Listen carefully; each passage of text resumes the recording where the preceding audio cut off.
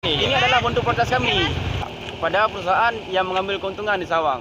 Mereka tidak mementingkan lingkungan dan warga. Mereka hanya mementingkan profit belaka. Assalamualaikum kawan-kawan.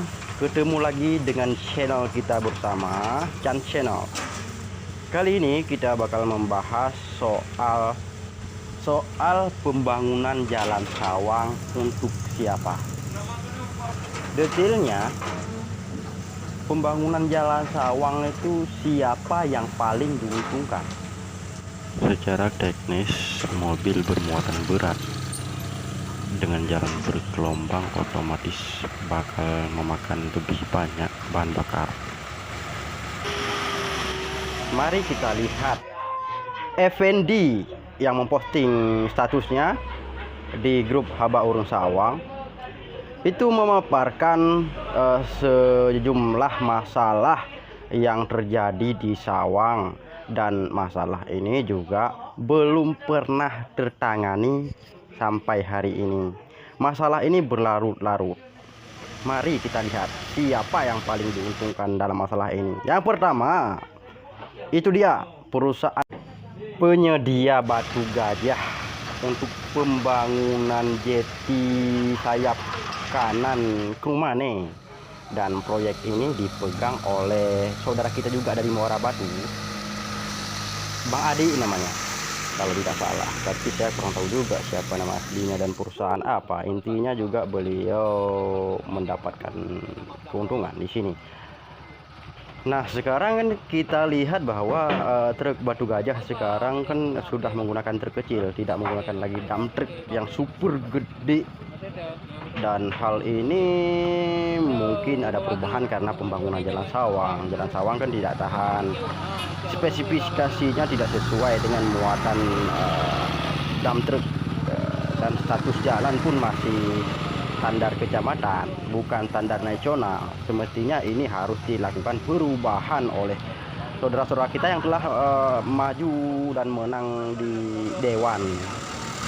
Sebenarnya banyak perusahaan yang mengambil keuntungan di sawang tanpa memerhatikan lingkungan dan warga sekitar.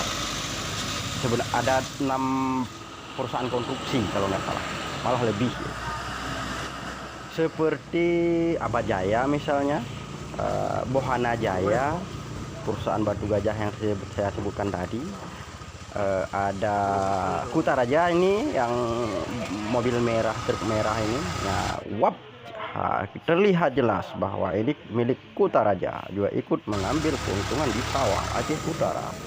Tidak salah mengambil keuntungan, tetapi harus memerhatikan standar ya, safety ya. Jangan sampai seperti ini batu gajah ini jatuh. Coba kalau misalnya jatuh ke atas warga, apa yang terjadi? Apakah warga bakal menyanyi karena jatuh batu gajah di atas, tertimpa batu gajah di atasnya dan motornya hancur sambil menyanyi happy birthday to you? Enggak kan?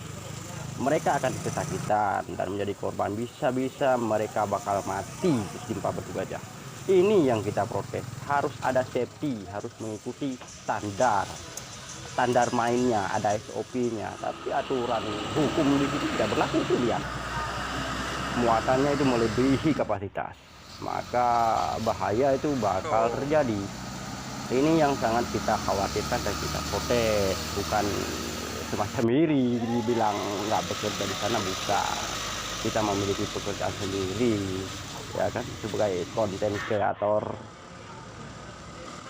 Kalau bicara aturan hukum, sebenarnya sudah clear, sudah selesai semuanya. Ada standarisasi, standar, harus mungkin tidak he. Pokoknya kali diatur lah di aturan hukum, SOP standar kiban wate tak laksanakan atau tak lakukan sesuatu.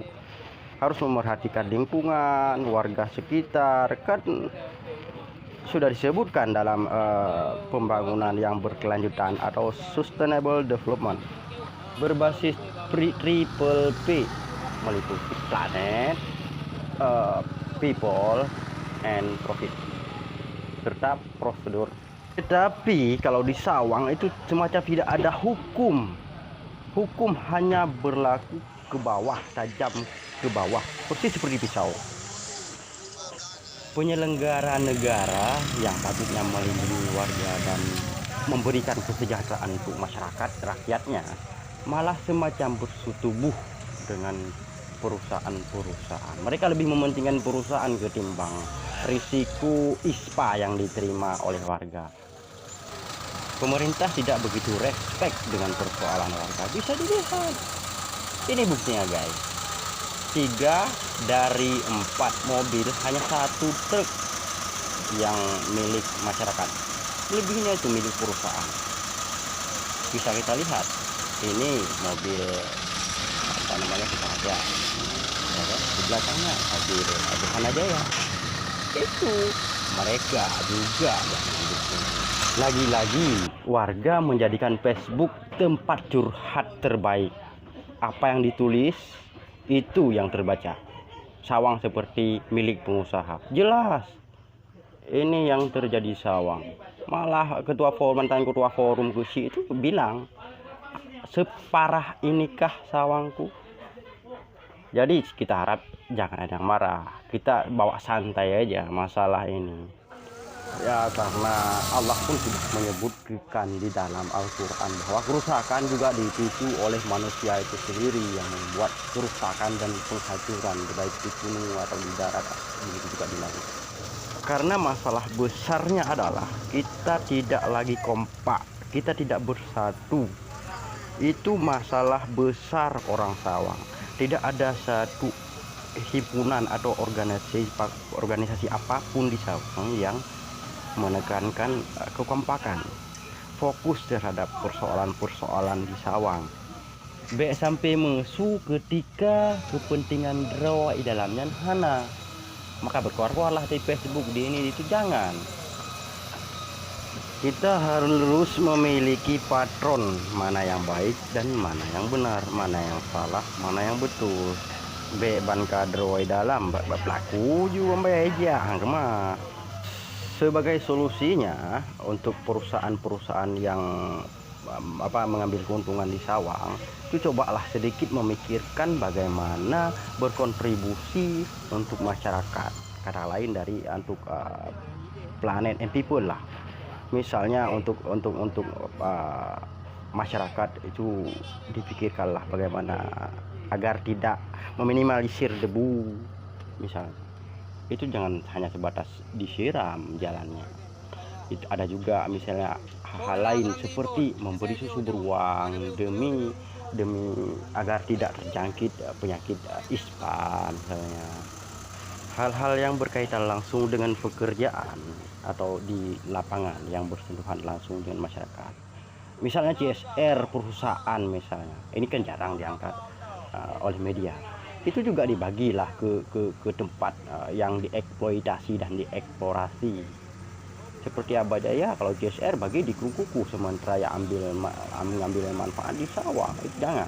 Abadaya juga harus gemelah di silumo wate Urorea haji kuno usawang gesipri ke masyarakat kan kayaknya pantu banyak makanan yang mengambil kahanaru. Ya kan, bagian mu aben tok masyarakat Sawang haikap lagi nyan. Jadi masyarakat juga harus bersatu membuat sebuah hal yang unik untuk menekan perusahaan. Ya ini tidak terjadi karena ya semua juga tahu mereka itu banyak yang dekingi, banyak yang mengambil keuntungan, banyak yang mengambil syufa'at juga dari perusahaan-perusahaan. Mereka takut bersuara, banyak takut karena tidak mendapat pekerjaan, tidak lulus sana, tidak lulus sini, takut tidak direkomendasikan. Sebenarnya itu paranoid, ketakutan yang berlebihan. Jauh-jauh hari Allah Ta'ala sudah menjelaskan bahwa ketika menjalankan hal-hal baik itu nggak perlu takut akan kehilangan buah-buahan, harta benda, ya kan? Karena jaminan Allah sebenarnya itu lebih nyata. Allah sudah mengatur semuanya. Maka jangan pernah takut berbuat kebaikan demi kemaslahatan umat bersama. Tetapi ada tapinya, harus dijalankan dengan pengetahuan. Bukan berarti karena benar harus marah-marah gitu karena benar, jangan. Kita ada ketentuan juga. Cukup demikian pengunjung Chan Channel. Jangan lupa di subscribe, like, comment, and share video kita bersama agar lebih termotivasi dan lebih baik.